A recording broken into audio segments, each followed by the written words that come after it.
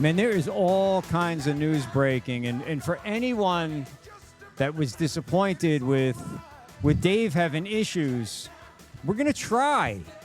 We're gonna try. The VP is listening, I know, and watching tonight. So we're gonna try to bring Dave back in tomorrow.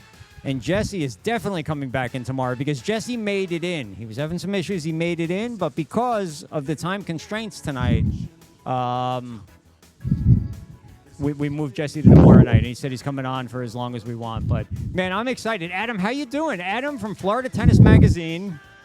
You hear me good? Doing great, AJ. How are you? Oh, I am fantastic. It has been a meat grinder tonight, but we've got through it, and we're excited to announce that our partnership, our working together with Florida Tennis Magazine, and you and your following is just going to be dynamic for both us and you, and kind of introduce. I'm going to let you introduce yourself to our audience.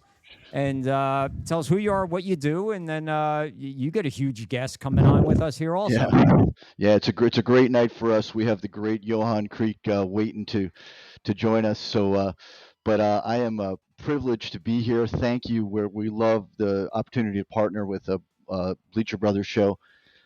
Florida Tennis has been the voice of tennis in Florida for over 30 years. Was the brainchild of the late great Jim Martz. Unfortunately, we lost Jim, but he was a Miami Herald sports writer at the. He got to talking to Arthur Ashe back in the day and talked about doing a magazine, and Arthur was an inspiration to him to do that.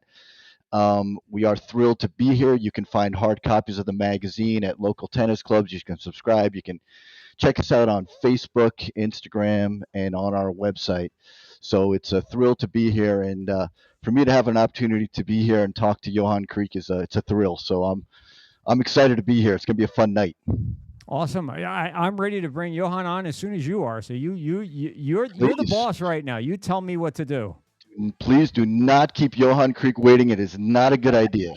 I would, I imagine that it wasn't, and I will have one or two questions for him. Sure. But you go ahead. I will step in when you allow.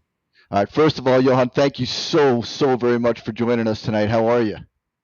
Very well, guys. Thank you very much for inviting me. Sorry, I have a Pavarotti voice. I was trying to sing too loud in the shower and blew out a vocal cord. Now, I was playing this weekend at a big fundraiser for the 28th year. We've done this Prostate Cancer Foundation Mike Milken event here at the Breakers Hotel in Palm Beach, and lo and behold, this old fart won it. So I was so happy I blew a vocal cord. Wow. Love that you're still winning, and love the fact that I can see some great tennis memorabilia in the background. I'm a tennis memorabilia guy. We're going to have to talk a little bit later about that. But John, you had an incredible career, Johan. From 1977 through 1989, you reached an all-time high ranking of number 7 in 1984, reached the quarterfinals of all four majors. But what I love is that you are the answer to, anyone listening out there, a great tennis trivia question. So who is the only player to win the same major title twice in the same calendar year? How in the world did you win the Australian Open twice in the calendar year of 1982 over the great Texan Steve Denton? How is that even possible, Johan? Please enlighten us on that one. Well, back in the day, the Australian Open was played on grass. So there were two majors that was beside Wimbledon and the Australian Open. We had two of the four majors were played on grass. And they moved the Australian Open from 1985 or 86. They moved it to the new facility where it's basically the same hard court as the US Open. But nevertheless, yeah, I played the Australian Open in 81 and 82 and won it both times, my first two times out. And the first one I won, and we started in 1981, December something close to Christmas time, and finished it January 3rd or 4th, something like that, of 1982. So even though I won it, as they say, in 1981, the fact was that I played finals in 82. So then they mixed the dates up again. I didn't like the players coming over Christmas. Many players didn't like it. So they didn't show up. I showed up. So I played again. And this time I played the entire 82. I won it in 82, but played the whole thing in 82. So basically, I'm the only player that has won two Grand Slams on the same surface against the same opponent in the same calendar year. So Oh, that'll never happen again. Wow. Unbelievable. So that's a one-off.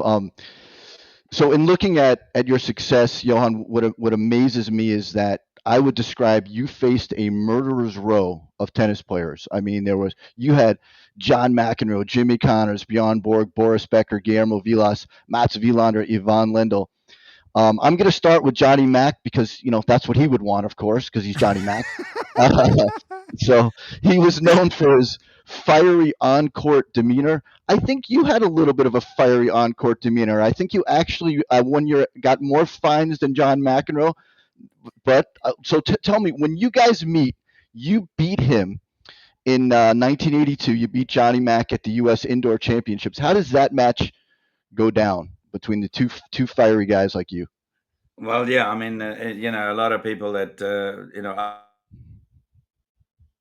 I was a very aggressive style player for a little guy. I was 5'8". I had a big serve. I was very quick around the court, and it was kind of I caught a lot of guys off guard because they didn't think a guy like my size would be this aggressive. I guess it was like a Jack Russell attacking a Great Dane or something. But anyway, so the first time the first tournament John McEnroe ever won, he beat me in the finals of the Hartford Technologies Open in Hartford, Connecticut, United Technologies Open. Sorry, and it was a small challenger tournament, 75,000. I think it's 1979.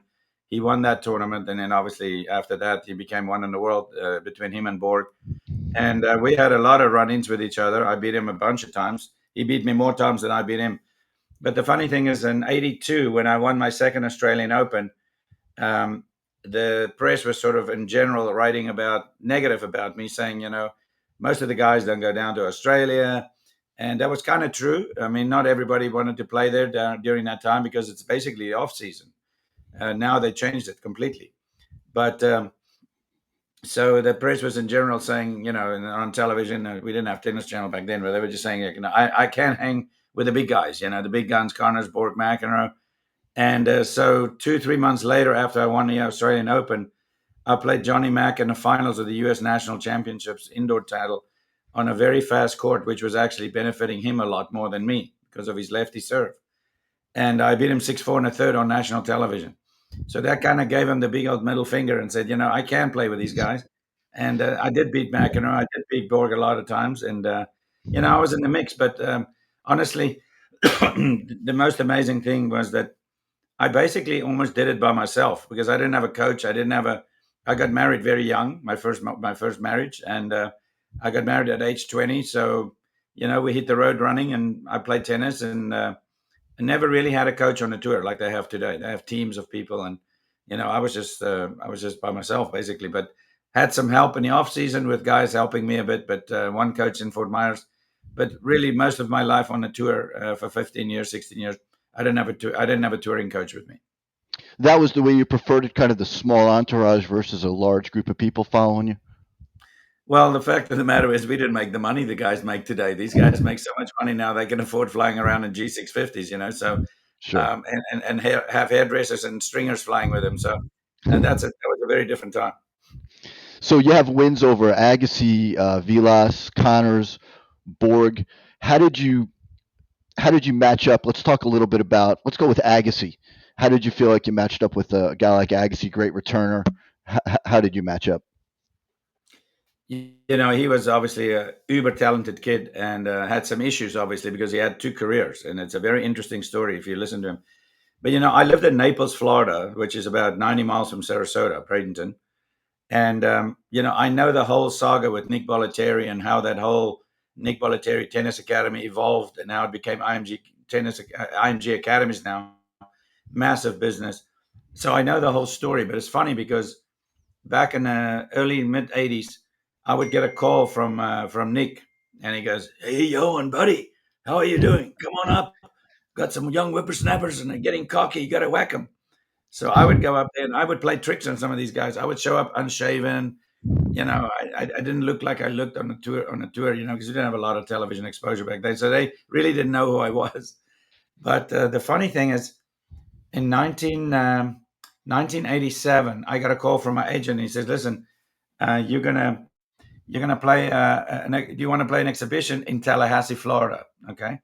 And it was sort of an off time that I had a couple of weeks off, and it was pretty decent money. And I said, "Oh, you're going to play at the college at the University of Tallahassee. You're going to be there indoors, and you're going to play a junior from Nick Bollettieri's tennis academy. And I'm like, come on, man, you're going to play an exhibition against a junior? I'm 7 in the world, blah, blah, blah. They said, no, this kid's pretty good. Nick told us he's pretty good. So I go in there, and I drove up from Naples to Tallahassee. I get there, and it's Andre Agassi. Now, I didn't know who he was. He's a junior. He's like 17 years old. And I walk into the locker room with my bag of clothing, and I'm getting dressed for the match, and it's just an exhibition. And he's got an agent from IMG. His brother is there. He's got long hair. He's got a green fingernail, green. I'm like, what the hell is this? And his hair down to his shoulders. I'm a pretty clean-cut guy from South Africa. Sorry, I'm going to try and wet my throat. And if you feel like singing at any time, go ahead. We'll let you. You don't want to hear my singing. Thank God it's not quite as good as my tennis. But I ended up. Agassi was there, and his brother Philip was there. Philip had hair back then. Well, both of them had hair. And so we are supposed to play an exhibition. There's nothing, you don't get paid more for winning or losing. But now I'm thinking, shit, I got to play. I can't lose to a freaking junior. That's not good for my resume. And so Philip slides over to me on the bench, and he says, Johan, the match starts at 4. We have a 6:45 flight out of Tallahassee back to Sarasota. Whoever wins the first set will just lose the second set. And I'm thinking, there's no way I'm going to lose to a junior. So even if you win the first set, I'm going to go for it. So, but I thought it was quite upfront of Philip, his brother, to kind of already make a deal with me. So I go up in the first set like 5-1. I remember this like yesterday. I still have a poster of that day, and nobody has that poster. I'm the only one that has it, me and Agassi. And so I go up 5-1, and there's just college kids. They don't even know tennis etiquette. Drew, can you hear me? They're laughing, they're walking. It was a bit of a carnival atmosphere. And so Agassi, I go up 5-1. I'm like, I'm beating him pretty handily. And suddenly all his shots start dropping in. All right. He's hitting lines. He's becoming the Agassi that we knew later on. So I end up winning the first set like 7-6 or something. And I made sure that he missed his flight. So we played like 3 sets. And I beat him fairly handily after that. But it was a funny story because 2 years later, he made his big debut in Vermont, and he lost to Lendl in the finals, beat a bunch of guys, and that was the beginning of his career. So I got to ask you, there's a lot of discussion about the depth of tennis in your time versus now. You go to the top. You've obviously got your Alcaraz and Jannik Sinner, but when I look at the depth in the 80s with these names, these Hall of Famers versus now, I'm curious about what you think about the depth now versus then. I know it's hard to compare errors, but trying to get to a tournament then with those, Hall of Famers versus now, what's your take on that? Well, firstly, let me say I was very lucky that I started my tennis career in 77. I lived in Europe and Austria for 3 years before I came to the States in 78. But I was very fortunate that I played in an era where there was tremendous change coming, not only from the rackets, but also the strings. So I played with all 4 types of rackets on a pro tour. I started with wood, I went to metal, then it was composites, and then it became graphite, which today is the cat's meow. So I also played in that era of Arthur Ashe, Stan Smith, Roscoe Tanner, and then I went to Connors, Borg, McEnroe, my age, and then it sort of became younger with Edberg, Chang, Wielander, Becker, and then it became younger even after that. I missed Pete Sampras by 1 match. If I'd won 1 match in Lyon, France, I would have played him. So I actually competed in 4 kind of golden eras of tennis, if you will. Sorry, I'm going to wet my throat again. So I was very fortunate to play against these guys, but I think because of the incredible disparity between a wood racket, speed swing, strings, which has got to this polyhybrid stuff from today, I kind of morphed into that era as well and played Agassi and all of these young guys, Edberg, and all of these young guys at that time with graphite rackets. So it was a very interesting transformation in tennis that I was participating in. So, any one of the top 20 guys could beat each other, any one of us. And, the German played like a German, the Russian played like a Russian. And, it was a really great mix of styles and tactics. Serve and volley was still alive and well, but it's getting less of a tactic today. So, Johan, you've got a great grasp of junior tennis because you run the Johan Kriek Tennis Academy. I would love to know what you're doing out there, what you're seeing, what the trends are, and what a junior learns when they go to the Johan Kriek Tennis Academy. What's your theory on tennis, and what can we expect if we attend the Johan Kriek Tennis Academy? Yeah, I am. Thank you for that question. I have been coaching now for nearly 20 years in the academy business. I started it in Sarasota, and I'm here on the East Coast. I'm in Boca. I have a bigger academy in Boca, and I have a little one for little kids in Jupiter, Florida. In fact, I was almost built in 2006 and seven. I planned a $500 million sports complex in Sarasota, and then the crash of 2008 took us out, so we didn't finish that project. So I've always wanted to have my own project, and at the moment I'm trying to put another one together. So keeping my fingers crossed that Trump doesn't blow up the whole economic system in the world, and maybe we can get some crypto coins and bitcoins, and we can build this damn thing. But I mean, the coaching has changed and morphed over the decades. I mean, we see that kids now are the kids are just playing incredible tennis from the baseline because of the rackets and the technology of the string. So the serve and volley is less of a thing that is being coached. But in my academy, I try to give the kids every type of shot they may need in their tennis toolbox. So I really try to instill in them all the mental stuff that has to happen on a court. I've been there so many years. I played so many different champions, and there's very few guys like me out there that is actually doing this in a day-to-day system. Is your goal to turn kids professional? Is your goal to D1 scholarships? I mean, if somebody joins the Johan Kriek Tennis Academy, Yeah. what's the ultimate goal for you, and what makes you happiest teaching a junior? Yeah, the more professional the kids are, the more difficult it is to coach them because they have needs and wants and travel and tournaments. And I'm more of a homebody now. I coach mostly in one place, which is in Boca Raton. So so over the years, I had to adjust my coaching.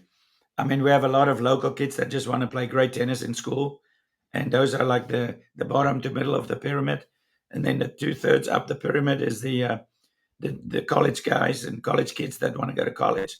They have no desire to go pro, but sometimes they may because you see nowadays in the pros that the college route is really a great stepping stone for many kids. Not many, but quite a handful that have come out of the college ranks and play great tennis on a pro tour.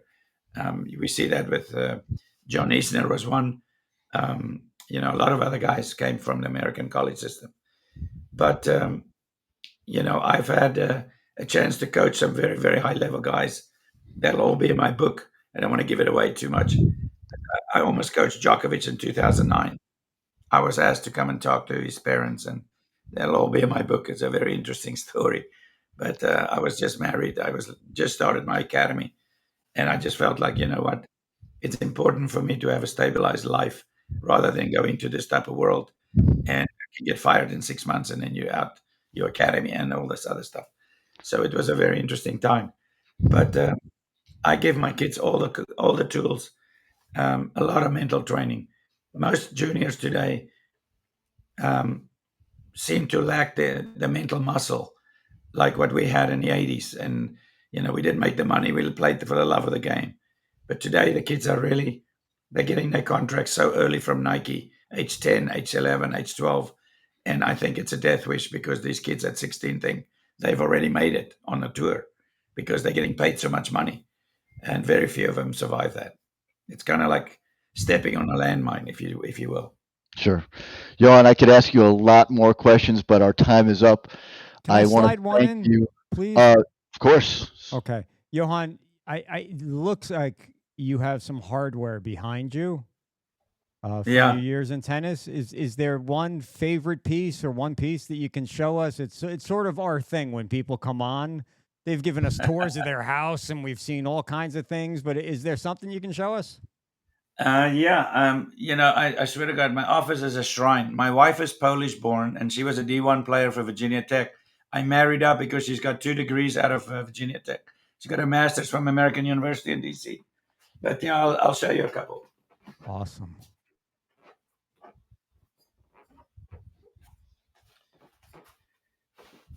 So this is what you get if you fly 26 hours from the United States and you go to Australia Wow. and you play with jet lag and you fall down on the grass. Here's the second one. So there's two of them. They're extremely heavy. These are my Australian Open title cups that I won, but it's only about 8 inches high. It's not very big, but I worked my ass off to win these two. That's fantastic. That is awesome. Thank you for sharing. That's amazing. Thank you, guys. It's a pleasure to talk to you anytime. It's really a pleasure. Thank you. All right, guys. Appreciate Have a it. good Thank day. you so much. Have a Bye great bye. night. Bye bye. All right, Adam, this is going to be a love-hate relationship with me and you because I love that we're partnering up, but tennis seemed it it seemed like when I was a kid, I knew tennis, but there was no tennis channel. It wasn't in your face, but there was newspapers, and I would read the newspaper, and I knew Johan, and I knew Bork, and I knew McEnroe, and I knew Connors, and now I don't know anything. And now I'm going to get back into tennis, which I don't have time for, but I'm going to make it. So, I appreciate you. I appreciate you opening me back up, and let me just set the scene real fast here, and then I'll get Adam right in here for you. So Sure. give me Thank one you. second. Thanks, AJ. And I'm sorry for asking that question because I know that you're on a time schedule, but that's just our thing. That's what we No, do. that's great. People are That's great. people are giving us tours of their Luckily, hardware, our and next guest is one of the nicest people on the planet, so he's going to be cool. Adam Barron, great guy. I'm sure he is. And here he is, Aaron Barron. Adam Barron, how are you, sir? Are you? We not hearing you. You got to unmute, Aaron. You're just muted. That's all. Okay. Unmute. There we There go. we go. Perfect. Is that better? Yeah, You're Adam, perfect. how are you? Good. We're good. Yeah, Great. we're hanging in there. Sorry, a little under the weather, but nothing crazy. Just a little sinus. Nothing. I appreciate you fighting through it for us, Adam. It's You are the executive chairman of the Delray Beach Open. Is that the correct yes, title? executive director. Yes, Executive director, and of course, it's a family affair. You got your dad, Mark Barron, is the chairman, and tournament I'm the director. tournament Yeah, my director. And father started it 33 years ago. We started a tournament, and yeah, work with my brother, my father, and it's great. your brother Ivan, obviously out there, was a great junior player, and I do see your mom Sharon Barron out there a lot. So it really is a family affair. Yes, it's we are a family running this event together. I get to work with my brother and my father daily, and it's a blessing. And it is. I can speak for myself and maybe many people. It is one of I think it's one of the great tournaments on the planet. Um, it's an amazing event where you have the ATP players, you have the legends. I believe it's one of the only, if not the only, event that has that combination. So can you talk a little bit about the legends and the ATP players and who's going to be out there, and we'll get more into it. Thanks. Yeah, yeah. It's a one about us. We like to do something different. So opening weekend during the qualifying, we have the Champions Legends event. We have this year Juan Martin Del Potro, Grand Slam champion, U.S. Open champion. He's won our event before back in 2011. He's played here many times. The Bryan brothers, the winningest doubles team in the history of tennis. Tommy Haas, just to name a few players, opening weekend. And then we get into the current players with Taylor Fritz, number 4 in the world, Tommy Paul, number 9 in the world. A lot of the young Americans trying to break through, win their first title. So it's a mix of everything here. Now, when does the qualifying start? Let's talk about the dates and how the tournament runs and the Yeah, we legends and qualifying. yeah, How's it? yeah, we start Friday, so we are in the thick of it. That's why I look a little tired, but we're ready to go. We're excited. We're ready to go. So Friday night's the first night with Del Potro playing doubles against the Bryan brothers, and then we swing into this qualifying on Saturday and Sunday this weekend, the 8th and 9th, while the champions are still going on. And then starting Monday is the main draw. So Monday to Sunday. So the 7th through the 16th, 10th day event. And one of the reasons I think your tournament is definitely one of my favorites is because of the access to players, the closeness you have to players, the ability to be right there for the action, and also the special events. So, how have you been able to manage that to make it still so fan friendly, but yet such great tennis out there? Yeah, we try to think outside the box. You know, the tennis fans are coming. They love our event. Like you said, it's intimate. You're right there, right in front of the action. The players are steps away, so you're going to see some of the same players at the U.S. Open, yeah, Australian Open, everything right in front of you. So that's why people like us. Easy in, easy out. Right up downtown, beautiful Delray Beach, a mile away from the beach. Come here, enjoy and watch some great tennis. But we've tried to create additional things other than tennis. So we have our Delray Beach Open Food and Wine series. Every night it's a different event, different party, different theme. So we have a mix of everything. The tennis people come, love it. The people that don't even know tennis come because they like the burger night or tacos and tequila night. And then they come and see tennis. They're like, oh, these guys are really, really good. I want to watch some more. So it's introduction to some people what tennis is. So that's what we've created. What's the best way to get tickets? On our website, delraybeachopen.com. Very simple. You know, a lot of the events are sold out already, but there's still some available tickets for certain sessions, certain days, certain parties. I mean, you have a lot of those events. The special events include the Legends event where people get to play with the Legends. You have a pro am. You have ladies' luncheons.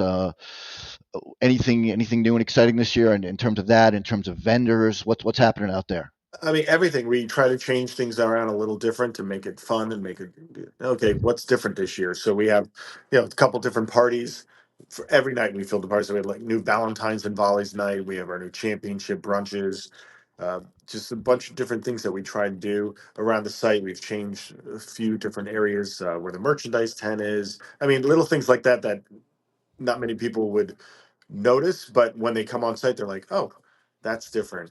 New vendors always try to get new companies in here, new different food, healthy, not healthy. Make it fun for everyone. You know, why do you want to spend your money? There's a lot of things to do down here in South Florida, so why would you come here? Let's give them something to enjoy, have a good time, remember it, and get their money's worth. Well, I think you hit the nail on the head. It is fun for everyone. You certainly great for the tennis fan, but I think also amazing for the non tennis fan as well. Adam, for you to take time out of your busy schedule tonight, man. I know it's crazy times out there. Thank you. Anything you want to add, or before we say farewell? Before I say, come out, enjoy. I mean, you're going to see some of the best tennis players in the world right outside your door, up close and personal. They want to sign autographs. They love the fans, and you're going to enjoy yourself. You want an evening out, something different. You've never been in a tennis event before. Come out and see it. These guys, TV doesn't do it justice, and you can probably attest to that, Adam, because you live and breathe tennis. So I've seen you here at the tournament a couple times. But the when you sit there and you're watching somebody serve 140, 130 miles an hour up close, it's something special. So come out and enjoy. Adam, thank you. I'll see you and the family out at the Delray Beach Open with my family as well. So thank you and have a great night and best to everybody. Take care. That was fantastic, Adam. Thank you, AJ. Eh, uh, You're very welcome, Adam. so, so Thanks, now Adam. I'm going to Have a be great night. No, I'm going to be following tennis. That's This is awesome. Yeah, but we will put Bleacher Brother coverage on there. So, oh, oh.